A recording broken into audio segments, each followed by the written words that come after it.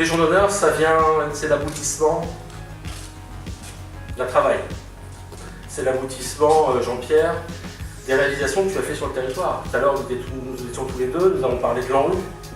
Près de 200 millions qui sont aujourd'hui engagés, qui sont encore engagés par le groupe Promocil pour notre territoire. Notre territoire, le Grand Maubeuge, je vais dire, dans notre agglomération, c'est dire l'importance du groupe que tu représentes aujourd'hui. La ville de Maubeuge a mis 20 millions d'euros sur l'épinette, ce qui est un engagement très important, mais combien à côté de Promocil et de l'enjeu, et c'était d'ailleurs un des premiers en rue sur le territoire.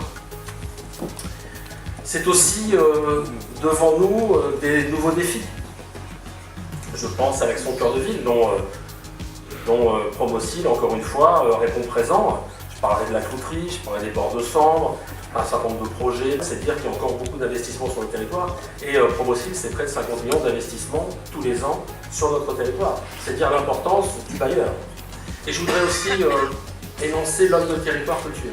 Parce que tu n'as sans cesse, quand on se rencontre à plusieurs reprises, le souci de notre territoire, de l'Avesnois. Et dans les représentations syndicales que tu as au niveau national, tu ne fais que défendre le territoire.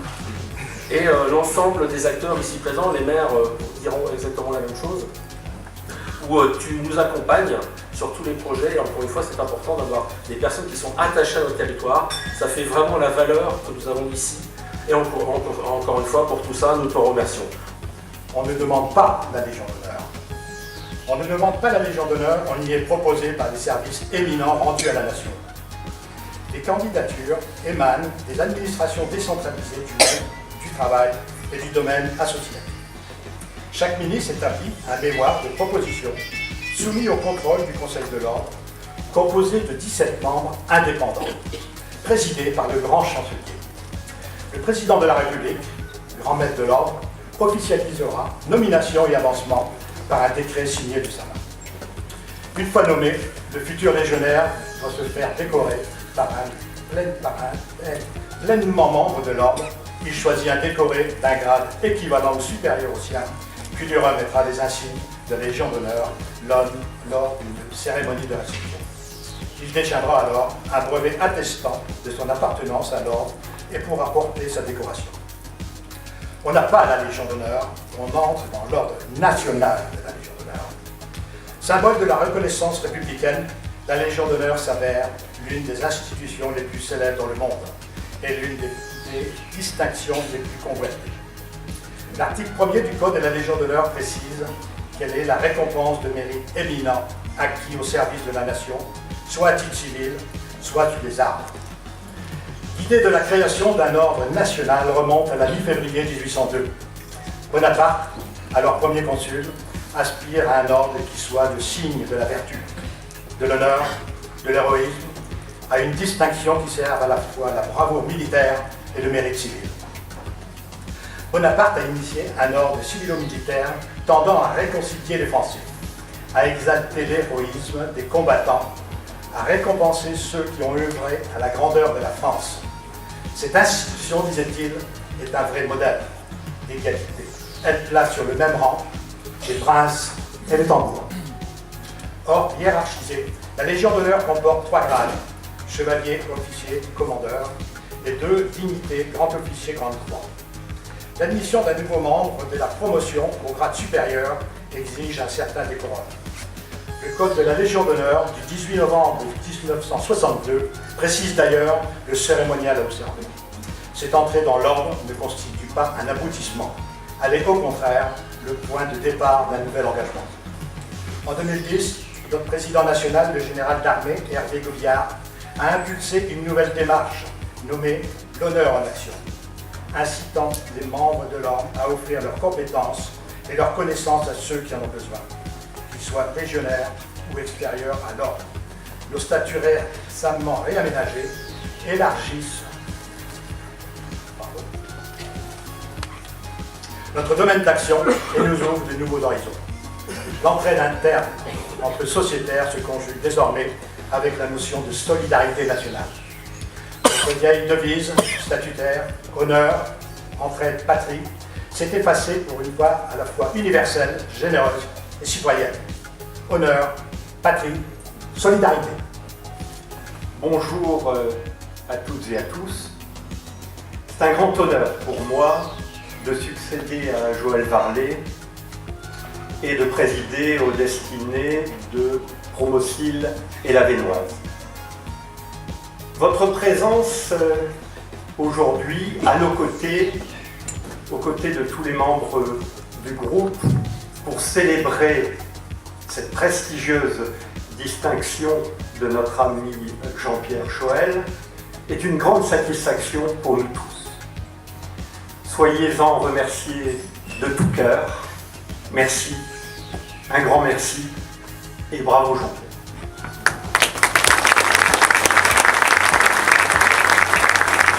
Promocil, pour les plus anciens, qui s'appelait avant Foyer de l'ouvrier, qui était sur le mail de la Sambre à Maubeuge, et la Vénoise à Fourmies, étaient des sociétés d'HLM créées par les grandes entreprises locales, dit-on du patronat chrétien de l'époque, à la suite de Rerum Novarum, et ils avaient dédié ces sociétés pour loger leurs salariés à l'aide du 1% patronal.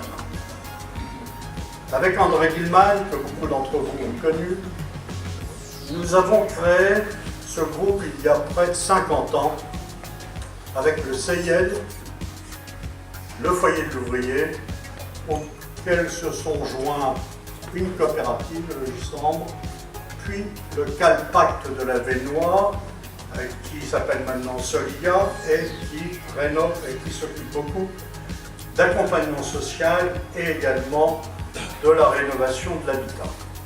Nous avons démoli 1000 logements. J'ai le triste privilège, je suis un des rares directeurs généraux de société d'HLM, avoir eu ce privilège de démolir 1000 logements que j'avais construits. Les causes de ce genre de phénomène sont multiples et disparates. À commencer par le fait que nous ne devons pas, dans nos projets de construction, subir les modes des architectures. Les modes architecturales, elles passent. Les besoins de notre clientèle, eux, restent.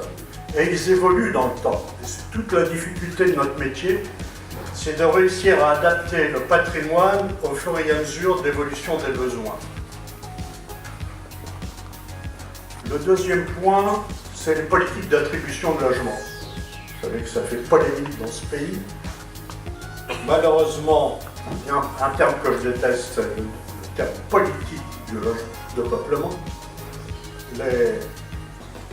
Les attributions de logements, c'est d'abord une affaire de bon sens, c'est d'abord une affaire de connaissance du territoire, une affaire de connaissance des besoins de la population. Nous faisons un métier passionnant, à la fois sous les contraintes du marché, comme n'importe quelle entreprise, mais dans l'intérêt général. Nous sommes à la fois des promoteurs immobiliers, des constructeurs, des gestionnaires de patrimoine et des bailleurs, comme toute entreprise privée, dans l'obligation de faire un résultat positif, sous peine de disparaître. Indépendants que nous sommes et que nous avons voulu être, personne ne viendra combler nos déficits. Dans le même temps, nos résultats positifs sont entièrement réinvestis dans la construction et la rénovation de notre patrimoine. Ainsi l'ont voulu les entreprises actionnaires fondatrices et la holding Adela qui les représente. Aucun dividende n'a jamais été distribué. L'époque et le législateur poussent au regroupement, pas obligatoirement aux fusions, mais au regroupement. 15 000 logements est un seuil qui devrait nous permettre de rester indépendants. Mais les temps sont durs et la gouvernance du groupe est attentive à des évolutions de rapprochement en privilégiant des alliances régionales, mais sans jamais abandonner le pouvoir local gage de priorité donnée au territoire et aux emplois locaux. C'est un très grand plaisir d'avoir pu vous rejoindre ce matin ici à Maubeuge et de me retrouver à côté de vous, cher Jean-Pierre Choël, en qualité de parrain. Alors pourquoi finalement êtes-vous si nombreux dans cette salle ce matin? C'est pour honorer un fils prodige. C'est pour honorer celui qui n'a pas rompu avec son territoire. Mais c'est peut-être aussi celui qui a accepté de servir une cause que je qualifierais d'extrêmement estimable.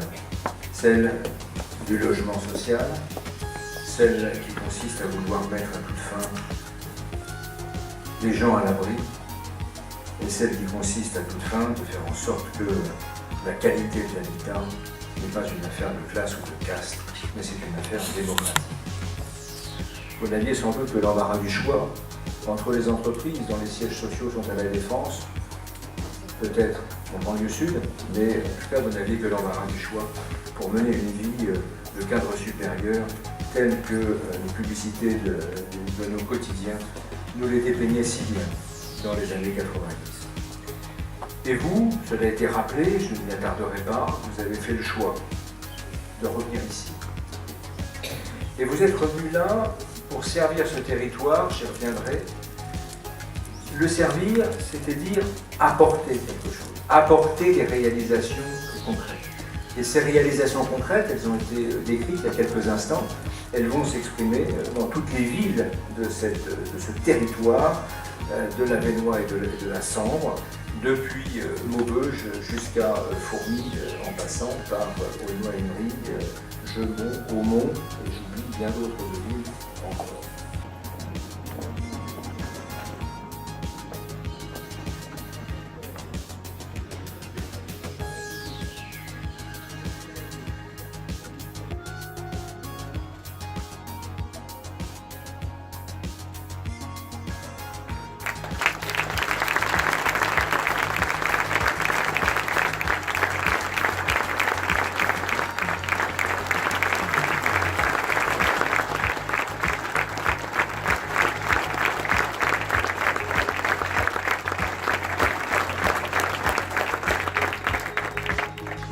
Cet insigne de chevalier de l'Ordre national de la Légion d'honneur, vous vous en doutez, je ne le porte pas seul aujourd'hui. Il appartient au groupe, il appartient à son dévouement, à sa droiture, son engagement, qui a été à plusieurs reprises rappelé par les propos précédents. Il appartient à l'ensemble du personnel, il appartient au président, aux administrateurs bénévoles. Il appartient à l'histoire du groupe et à ceux qui, par un passage et une vie entière, M. Varlet l'a rappelé, ont donné le meilleur d'eux-mêmes. J'ai une mention spéciale, cette distinction, je la partage avec Patrick Chopin, qui m'accompagne dans cette aventure exaltante de direction générale. C'est au nom de tous que je porterai avec fierté, droiture et exemplarité cette distinction. Nous abordons aujourd'hui une nouvelle phase de l'histoire du groupe et très largement une nouvelle phase du mouvement professionnel HLM. Yves Duretz a pris la présidence des sociétés du groupe et Joël Varlet a pris la tête de l'actionnariat. C'est à la fois la continuité de l'efficacité et le signe de l'adaptation permanente dont a toujours su faire preuve la gouvernance, avec grande sagesse et aussi beaucoup d'habileté et de détermination. Le mouvement HLM, on l'a dit, est interpellé par les pouvoirs publics aujourd'hui, comme l'ensemble des acteurs de la société, sur sa contribution à la réduction des dépenses publiques. Le président de la République a mis la barre très très haute. Nous sommes très impactés localement par la loi de finances compte tenu de la précarité économique du territoire. Je salue l'action exemplaire de la Banque des Territoires, Caisse des dépôts, dans l'accompagnement de nos sociétés. Dans ce contexte, il nous faut conserver nos capacités financières d'intervention pour poursuivre poursuivre le travail d'aménagement du territoire auprès de l'État et des collectivités locales.